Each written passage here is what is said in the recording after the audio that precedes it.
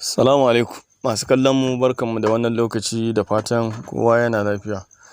A yau darasin mu na yau zan nuna muku yadda za ku kwafi link ɗinku na Facebook ku sharing ɗin shi a duk wani social media, misali ko a WhatsApp ko a Instagram ko a duk wani abu da kuke so ku sharing ɗin link ɗinku na Facebook. Saboda haka, amma kafin in nuna muku yadda ake yi, idan ka manta baka yi mana subscribe ba ko kuma sabon zuwa ne kai, to ka daure ka danna mana alamar subscribe, sannan ka danna ƙararrawar sanarwa, sai ka zaɓi all. Shi zai bada dama da zarar na ɗora bidiyo a fara sanar da kai. Idan bidiyon ya burge ka kuma, to ka danna mana like, sannan kai mana share, ka tura ma abokanka a social media gaba ɗaya domin su ma su amfana. Kamar yadda na yi muku bayani a farko cewa zan nuna muku yadda za ku yi ku kwafi link ɗinku na Facebook, wanda cewa za ku tura shi a social media ko kuna buƙatar yin wani abu da shi. Shi yasa na ga ya dace in nuna muku, wanda wasu sun iya wasu kuma ba su iya ba. Saboda haka, abinda za ka yi da farko, idan kana amfani da normal Facebook ne, abinda za ka yi na gaba shine za ka zo ka shiga cikin Facebook ɗinka. Idan ka shiga cikin Facebook ɗin kamar haka, to bayan ya buɗe maka page ɗin, sai ka lura da cewa ainihin logo inda hoton wannan ɗin kun gan shi, misali kamar nan hoton, sai ka zo ka taɓa kan profile ɗinka, hoton profile ɗin. Kaga idan ya dawo nan ya nuna maka wannan, to abinda za ka yi na gaba sai ka zo ƙasa. Idan ka zo ƙasa nan, daga nan gefe ga wasu inda ya sa add story ɗin nan, ga wasu ɗigo-ɗigo nan guda 3 daga nan gefen, sai ka danna a kansu.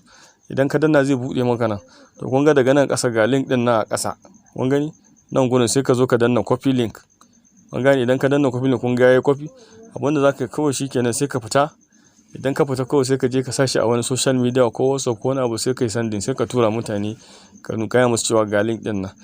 Sannan kuma idan misali kana so ka kwafi link ɗin wani abokinka, misali wanda cewa friend ɗinka ne, shi ma kana so ka sami link ɗin shi, to abinda za ka yi nan ɗin profile ɗin naka za ka fara hawa. Yanda muka bi wancan tsarin da farko, haka za ka zo ka sake hawa kai. Misali za ka zo ka danna kan hoton naka, to wannan karan ba wannan dot ɗin za ka, sai ka ɗan zo ƙasa. Idan ka zo ƙasa, za ka ga hotunan, ga abokanka nan, friends ɗin da suke bibiyan ka. Abinda za ka yi na gaba kawai, misali sai ka danna kan wanda kake so ka nemi link ɗin shi. Shi ma kaga zai fito maka da wannan tsarin. Shi ma still nan za ka zo ka tada waɗannan ɗigo-ɗigon guda 3, sai ka danna kansu. Shi ma ga link ɗin nashi nan kai tsaye, kun gani. To ta wannan hanyar za ka baka kwafi link ɗinka. Masu amfani da Facebook Lite kuma, su ma duk hanyar kusan iri ɗaya ne, amma akwai ɗan bambanci. Za ku ga ba za ka iya kwafan link ɗin wani ba daban, dole sai dai naka kawai. Abinda za ka yi da farko, za ka zo sai ka shiga cikin Facebook Lite. Misali idan ka shiga cikin Facebook Lite ɗinka, wannan koma baya, shi ma zai kawo ka wannan fuska kamar haka. Idan ya kawo ka wannan fuska haka, za ka zo ka danna, sai ka danna kan shi. Misali idan ka zo ka gani nan gurin, to still dai haka za ka zo ka shiga, sai ka zo ka nemi link ɗin. Gashi ne ya ce copy link, sai ka danna, sai ka copy link ɗin, sai ka ji ka gani ka danna, ka ga ya sha bamban da wancan. In ka danna sai ka kwafa, sai ka je ka tura ma duk wanda kake ra'ayi ka tura ma.